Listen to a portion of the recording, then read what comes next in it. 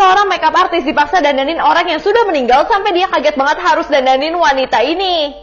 Jadi kisahnya, cewek ini adalah seorang makeup artis yang masih junior. Jadi dia itu sering sepi job gitu. Tapi dia itu nggak putus asa sama sekali. Setiap abis makeup dia itu selalu datengin neneknya yang sakit di rumah sakit. Tapi neneknya suka kasihan sama dia karena dia sering banget sepi dapat job. Sampai tiba-tiba dia pulang dari rumah sakit, dia lihat di mejanya ada brosur yang butuh perias wajah walaupun dia nggak berpengalaman sekalipun. Akhirnya dia langsung lah mau melamar pekerjaan menjadi perias wajah di sini. Bahkan tiba-tiba kakek yang kasih dia pekerjaan bilang kamu bisa kerja sekarang juga. Terus dia bingung kenapa dia dibawa ke rumah duka. Ternyata dia kaget banget karena disuruh dandanin orang yang sudah meninggal dan bukan model. Di situ dia benar-benar langsung shock dan kena mental. Sampai saat dia mau pergi, tiba-tiba ibu dari keluarga yang berduka bilang, terima kasih udah dandanin anakku cantik banget. Di situ dia udah mulai merasa tersentuh dan berpikir untuk melanjutkan pekerjaannya ini. Akhirnya dia mulai enjoy nih kerjain pekerjaannya, gak takut sama sekali juga. Nah, sampai akhirnya dia itu mulai kasih tahu pekerjaannya dia ke neneknya. Tapi ternyata neneknya mendukung banget kalau dia dandanin orang yang sudah meninggal. Nah, suatu hari tiba-tiba saat dia lagi dandanin model kayak biasa, dia mendapat telepon yang bikin dia benar-benar shock banget.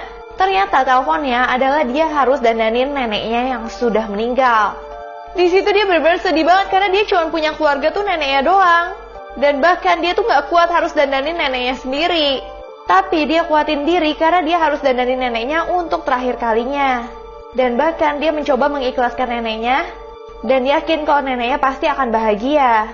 Ternyata neneknya juga yang kenal sama kakek ini. Dan neneknya juga yang minta cucunya untuk menjadi perias jenazah. Karena dia yakin kalau cucunya bisa mengatasi semua ini. Wanita ini dikutuk oleh seorang peramal dan siapapun yang menyentuhnya akan mengalami hal buruk sampai akhirnya. Jadi namanya adalah Teki. Nah, suatu hari si Teki ini pergi ke seorang peramal. Dia ini pengen tahu kapan dia bisa hamil dan punya anak. Nah, saat itu dia ini iseng-iseng pengen ngeliat alat si peramal itu. Tapi si Teki ini nggak sengaja mecahin bola lampu si peramal tersebut. Hal itu pun membuat si peramal ini menjadi sangat marah dan saat itu dia pun langsung mengutuk si Teki. Tapi saat itu si Teki ini nggak menghiraukannya. Nah, singkat cerita si Teki ini pulanglah ke rumah. Nah, ketika si Teki ini sampai di rumah, dia langsung menemui dan memeluk suaminya yang bernama Tom. Tapi nggak lama kemudian suaminya ini merasa kesakitan dan kejang-kejang di seluruh tubuhnya. Teki pun menjadi panik dan langsung membawa suaminya ke rumah sakit. Tapi ketika dokter memeriksa suaminya, kalian nggak akan nyangka apa yang terjadi. Lanjut part 2.